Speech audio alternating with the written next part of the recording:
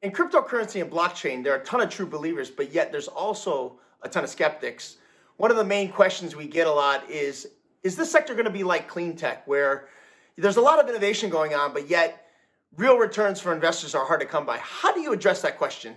The comparison to Cleantech is a really interesting one, but there are several really notable differences that I think should be noticed here. The first was that Cleantech really relied on governments for subsidies for their business model, whereas the blockchain space is very independent. It's true capitalism, where the blockchain space is really being driven by markets and markets alone, and it is not being driven by society level objectives. Look, I believe that we need to do something about the climate crisis, and I do believe that clean energy will be better for the planet. But economically, that requires government action in order to support that movement. It can't happen, from a bottoms-up basis. It needs to be top-down. And so I think the big difference here is that crypto is definitely a bottoms-up movement. It's an outside-in movement, whereas clean tech was very much a top-down or inside-out movement, where you have the people in power pushing something outwards, rather than blockchain where things are coming in. So I think that's one very, very big difference.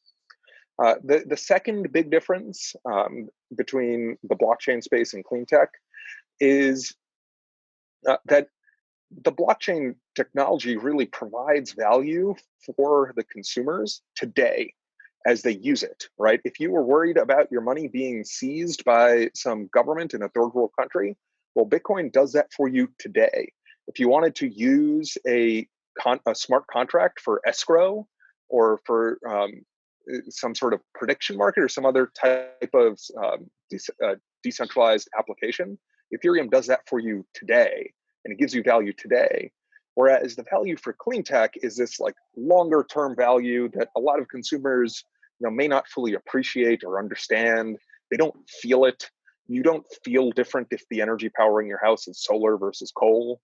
And so without that direct, immediate consumer value, I think that caused some struggles for clean tech, as important as it is. So I think those are two really big differences between clean tech and blockchain. One thing I want to add to that is, both clean tech and blockchain have a lot of what I would call true believers, right? People who believe this is the future, people who want to invest their careers in it, that really have a lot of faith, right? And something that I think is really important is, as an investor, you have to check your faith. You cannot just show up with faith and hope that faith will drive returns, because it does not.